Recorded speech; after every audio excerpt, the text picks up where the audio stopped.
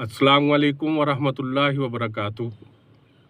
जड़ी बूटियाँ और उनके ख़वास के साथ आपका मेज़बान मोहम्मद गयूर हयात हाजिर है। आज हम जिस जड़ी बूटी के बारे में बात करेंगे इसका नाम है बकड़ा। इसको गोखरू भी कहते हैं। ये पहाड़ी इलाकों में पाए जाने वाली एक जड़ी बूटी का फल है। इसका मजाज गर्म खुश्क दर्जा अव्वल है। इसके बेशुमार फ़ायदे हैं, जैसे क़ुव्वत बा में इजाफ़ा होता है, जिल्द की बीमारियों के लिए मुफीद है, दिल और जिगर के बढ़ने को कंट्रोल करता है। इसके चंद फ़ायदे आपको हम बताएंगे। आधा किलो गोखरू 4 लीटर पानी में पकाएं। जब पानी 1 लीटर रह जाए इसको छान लें और इसमें आधा किलो सरसों का तेल डाल लें और इसको फिर पकाएं। जब पानी बिल्कुल खुश्क हो जाए तो तेल को किसी बोतल में महफूज कर लें। रात को सोने से पहले बालों की जड़ों में लगाएं। सुबह सर को धो लें।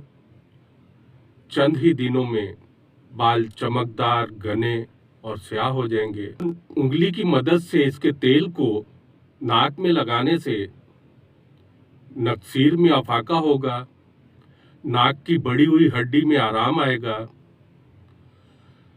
कान में लगाने से कुव्वत समात में इजाफा होगा। नुस्खा नंबर 2, 20 ग्राम गोखरू 1 लीटर पानी में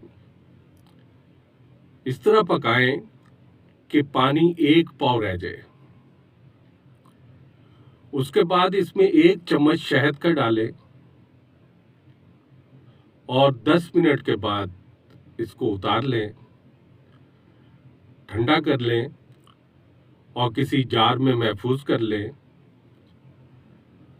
रोजाना असर के वक्त आधा चाय का चम्मच खाने से दिल के बढ़ जाने को, जिगर के बढ़ने को कंट्रोल करता है।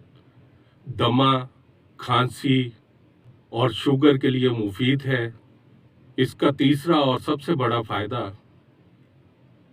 250 ग्राम गोखरू को मोटा कूटकर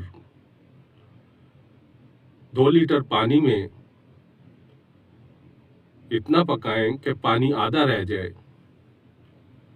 उसके बाद इसमें आधा किलो मिश्री की चाशनी डालें। जब महलूल गाढ़ा हो जाए तो इसको महफूज कर लें।